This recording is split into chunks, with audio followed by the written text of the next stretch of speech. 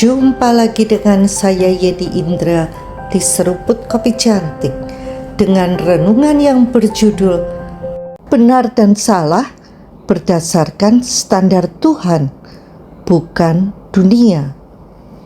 Banyak orang yang masih memiliki pemahaman seolah doa adalah penyelesaian segala-galanya tanpa ada tindak lanjut lagi, seolah melempar tanggung jawab kepada Tuhan. Pokoknya jika sudah berdoa maka tugas selesai. Sekarang jadi tugasnya Tuhan untuk membereskan. Sesungguhnya doa adalah cara untuk kita menimba hikmat, wisdom, agar dapat melihat permasalahan dengan cara pandang Tuhan dan tahu tindak lanjut apa yang harus dilakukan supaya solusi tercipta dan rencananya digenapi. Budi melakukan pencurian menggunakan uang perusahaan, tertangkap dan dilaporkan kepada pihak yang berwajib. Mengherankan sekali ketika Budi dan keluarganya bersikap seolah-olah ini pencobaan dari Tuhan supaya mereka belajar lebih sabar dan tahan uji. Tanpa malu dan tanpa merasa bersalah, justru bersikap sebagai korban, victim, seakan-akan dia yang perlu dikasihani. Itu bukan pencobaan dari Tuhan, melainkan konsekuensi karena mencuri milik orang lain.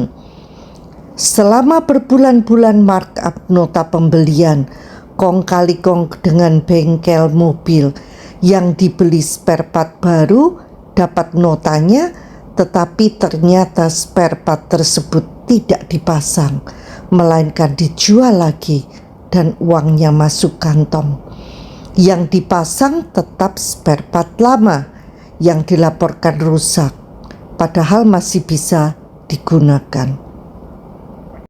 Hebohnya lagi, mereka berdoa puasa supaya dilepaskan dari konsekuensi korupsinya. Tidak ada rasa malu sama sekali, didukung teman-teman yang biasa ikut menikmati traktiran dari uang korupsi itu. Tuhan berduka melihat tingkahnya. Standar kebenaran sejati itu Tuhan dan firman-Nya yang tidak berubah dahulu, sekarang, sampai selamanya. Masih banyak orang yang tidak paham bahwa dalam hubungan kita dengan Tuhan ada bagian kita dan ada pula bagian Tuhan. Teman lain minta didoakan agar dapat bersikap lebih sabar, tidak terburu-buru mengambil keputusan. Akibat tergesa-gesa, dia salah mengambil keputusan yang mengakibatkan kerugian ratusan juta rupiah. Menyesal. Menjadi sabar, tidak terburu-buru itu bukanlah hasil didoakan, melainkan buah yang didapat akibat perubahan pola pikir, mindset yang baru karena mengadopsi nilai-nilai baru, yaitu kebenaran firman Tuhan. Lebih baik terlambat daripada terlalu cepat. Jika apa yang kita inginkan diambil orang, bagaimana dong? Tuhan senantiasa punya stok yang lebih dari cukup, karena seluruh alam semesta itu milik Tuhan. Tuhan menghargai kesetiaan dan motivasi hati kita untuk mentaatinya. Tuhan bisa memberikan gantinya yang jauh lebih baik daripada apa yang bisa kita pikirkan. Dengan membaca, mendengarkan, dan mempraktikkan firman Tuhan, kita sedang memprogram pikiran kita dengan cara pikir Tuhan, menangkap hikmat dan wisdom-Nya, menjadikannya menjadi bagian kehidupan kita. Kasih, sukacita, damai sejahtera, kesabaran, kemurahan, kebaikan, kesetiaan, kelemah lembutan, penguasaan diri merupakan buahnya. Dibutuhkan kerja keras, kemauan, dan konsistensi untuk mengerjakannya hari demi hari agar dapat rest in the Lord, beristirahat di dalam Tuhan.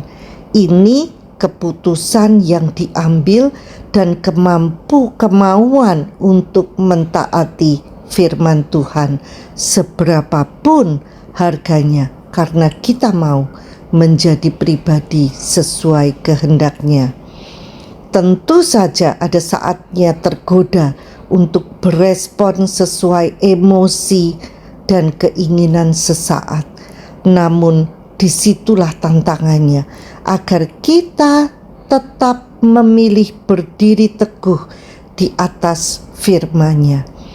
Dari pengalaman, mesti latihan, trial and error, tidak langsung lulus.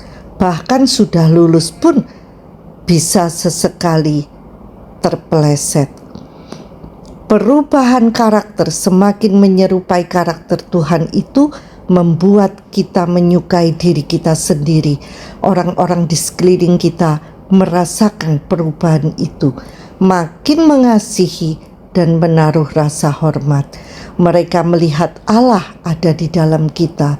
Mereka ingin mengalaminya juga. Semakin kita merasakan kemenangan-kemenangan pribadi yang diraih, perubahan karakter itu makin membuat kita bergairah, ingin menjadi lebih dan lebih lagi. Makin menyerupai Tuhan, hidup jadi lebih semeleh, pasrah, penuh sukacita, dan damai sejahtera. Mau praktek yuk? Tugas kita adalah mendengarkan Tuhan dan membiarkan Dia memberitahu kita apa yang sedang terjadi dan apa yang harus kita lakukan. Menyerahkan sisanya kepadanya untuk bekerja sesuai dengan pengetahuan dan kehendak-Nya, bukan sesuai dengan pengetahuan dan kehendak kita. Quote dari Joyce Meyer. Sampai jumpa di episode berikutnya bersama Yeni Indra di Seruput Kopi Cantik. Tuhan memberkati.